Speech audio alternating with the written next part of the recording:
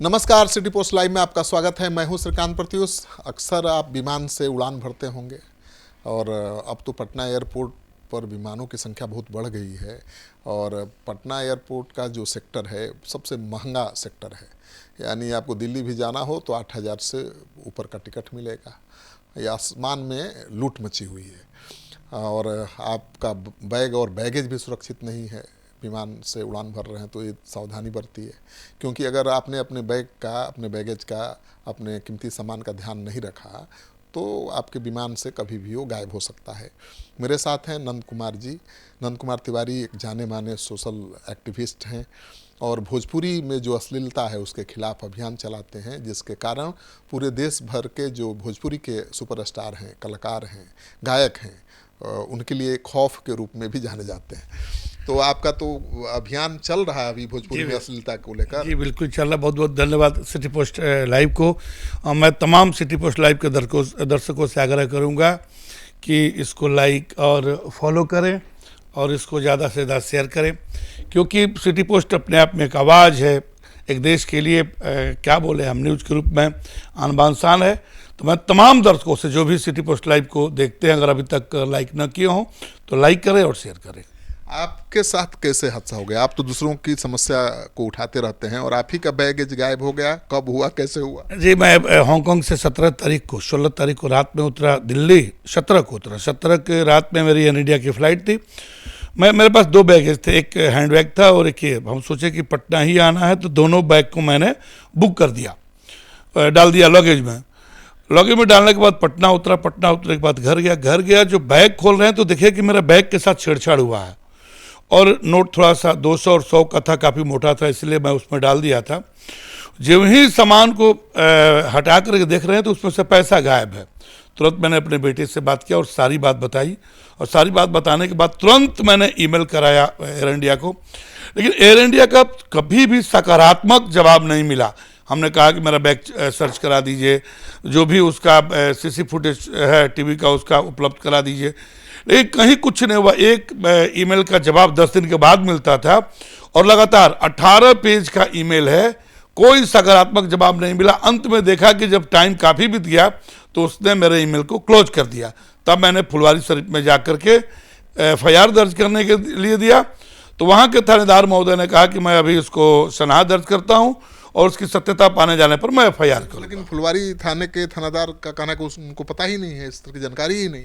उसका मैं आपको आवेदन देता हूं। मैं उनको आवेदन दिया, उनके द्वारा से उसको जो है सो उस पर मुहर लगा करके दिया गया, बाज़ाब्ता रिसीविंग करके दिया गया और थानाध्यक्ष महोदय ने उसका रिसीविंग करा के दिया है। मतलब पुलिस भी गंभीरता से नहीं ले रही है इसको बिल्कुल गंभीरता से नहीं ले रही। उन्होंने बताया कि अगर आपके बैग में पैसा ना हो तो।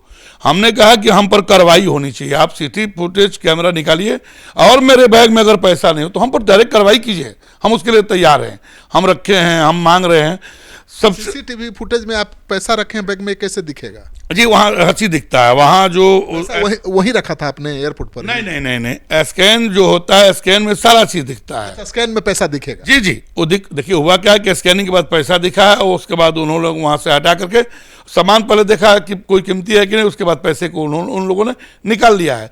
और हमको तो विश्वास था कि कभी एयरपोर्ट से पैसा जाएगा ही नहीं या कोई सामान जाएगा नहीं या कोई बैग से छेड़छाड़ करेगा ही नहीं। हम तो लगभग करीब 40 से 50 देश का दौरा किया, आज तक ऐसा कभी नहीं हुआ था। ये पहली बार इस तरह की बात हुई है जो एयरपोर्ट से मेरे 22,800 रुपया गायब है और उसमें 100 का जो 22 नोट है उसी तरह बैग में पड़ा हुआ। बोल रहे हैं जो वहाँ पर स्क्रीनिंग हुआ होगा आपका बैगेज का, उसके पास तो फोटो होगी, तस्वीर? जी बिल्कुल। तो हम यही हमेशा मांग किए कि ठीक है। तो क्या बोला एयर इंडिया का? एयर इंडिया पहले तो बोला कि ठीक है, हम आपको उपलब्ध करा, ये देख के बतलाते हैं। पहले तो जवाब नहीं दिया, कहा कि पहले पटना एयरपोर्ट पे जाइए। पटना एयरपोर्ट पे गए, बोला पटना एयरपोर्ट को मेल कीजिए। पटना एयरपोर्ट को मेल किए। पटना एयरपोर्ट पे अधिकारियों से मेरी बात हुई, उसने कहा कि मैं दिल्ली दिखवा रहा हूँ। आपका सामान तो, बैग तो स्कैन हुआ होगा दिल्ली? जी, तो दिल्ली को ही दिखाना चाहिए, दिल्ली को देखना चाहिए। वो बोला कि अपने लोकल एयरपोर्ट पे जाइए, लोकल एयरपोर्ट पे बोलिए। लोकल एयरपोर्ट पे बोले कि हम FIR कर रहे हैं। बोला कोई ज़रूरत नहीं है, आपको हम लोग उपलब्ध करा देते हैं। उसके बाद बोला कि पटना एयरपोर्ट को आप ईमेल कीजिए, पटना आपको दिखा देते हैं हम। पटना एयरपोर्ट को ईमेल हुआ, दिल्ली को हुआ, तमाम होने के बावजूद भी कोई इस पर गंभीरता से विचार इस पर नहीं किया। इसमें अधिकारियों की मिली भगत है कि मेरे अधिकारी फंसे नहीं, मेरे अधिकारी इसमें जो है सो जो संलिप्त हैं उनको बचाने का बड़े बड़े अधिकारी इसको प्रयास कर रहे हैं। लेकिन वो तो अब एयर इंडिया ने कह दिया है कि जो फुटेज है सीसीटीवी का चाहे स्कैन का, उसमें तो कोई छेड़छाड़ की तस्वीर नहीं है। तो ये तो मैं कह रहा हूं कि नहीं है, तो आप हमको उपलब्ध करा दीजिए, हमको बैठा के दिखा दीजिए जो भी स्कैन हुआ या सीसी फुटेज कैमरा, इतना लेट क्यों? जब ये हो रहा है, ये 17 की घटना है, आपको मैं बता दे रहा हूं कि ये 17 तारीख की घटना है। 17 से आज तक इसमें विलंब क्यों किया गया? पहले क्यों नहीं दिखाया गया? हम तो कह रहे थे उसी समय से कि हमको सीसी फुटेज कैमरा जो है उपलब्ध कराया जाए। आखिर जब इस तरह के मामले नहीं हुए तो दिखाने में क्या दिक्कत था? आखिर एयर इंडिया ने इसे पल्ला क्यों झाड़ा और अंत में जाके कह रहा है कि अब जाके कंप्लेंट कीजिए? आखिर ऐसा क्यों? 18 पेज अगर होता तो मैं दिखाता।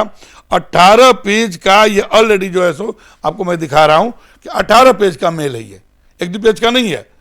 तब जाकर के मैंने जाकर के वो बोला कि ठीक है लोकल थाने में आप एफआईआर कीजिए। मैं दिल्ली भी करने जा रहा हूं और पटना को भी दे दिया हूं। तो आपने सुन लिया अनंत कुमार तिवारी की कथा, व्यथा कथा, और ये तो समाज सेवी हैं, एक्टिविस्ट हैं, तो लड़ाई भी लड़ रहे हैं। आम आदमी के बैग से 20,000 रुपया चोरी चला जाए तो भला कहाँ कोई कंप्लेन करने जाता है, कहाँ लड़ाई लड़ पाता है। तो हो सकता है कि बहुत लोगों के बैग से ऐसे कीमती सामान गायब हुए होंगे या हो रहे होंगे, लेकिन उन्होंने कंप्लेन नहीं किया होगा। अब जब ये मामला सामने आया है तो सवाल उठ रहा है कि क्या एयर इंडिया के फ्लाइट से हवाई उड़ान भरना सेफ़ है? क्या उसमें लगेज को बुक करना सेफ़ है? क्योंकि लगेज से ही इनका पैसा गायब हो गया है और इनका सवाल वाजिब है कि उनका सामान, उनका बैग तो भाई स्कैन हुआ था एयरपोर्ट पर। आप उस स्कैन रिपोर्ट को देख लीजिए, जिस पैसा था तो दिखेगा, लेकिन उसे भी नहीं दिखाया गया। सीसीटीवी फुटेज खंगालने की मांग कर रहे हैं कि एयरपोर्ट पर तो हर जगह सीसीटीवी फुटेज लगा है, उसको दिखाइए, उसको खंगालिए। उसको अगर खंगाला जाता तो भी पता चल जाता कि बैग से किसने छेड़छाड़ की है। तो इनका साफ मानना है कि एयर इंडिया को पता चल चुका है कि किसने छेड़छाड़ की है, कौन दोषी है, लेकिन अपने अधिकारियों को, कर्मचारियों को बचाने के लिए या बदनामी से बचने के लिए उसने इनके मामले को रफा दफा कर दिया है। अब ये पुलिस के पास पहुंच गए हैं। पुलिस में भी इन्होंने एफआईआर दर्ज कर दी है, लेकिन पुलिस भी गंभीर नहीं है, क्योंकि फुलवारी थाने के थाना प्रभारी ने तो कह दिया है कि उनके संज्ञान में मामला ही नहीं है, जबकि बाकायदा इनको रिसीविंग भी दिया गया है। तो आप अगर हवाई उड़ान भर रहे हैं तो सावधान हो जाइए।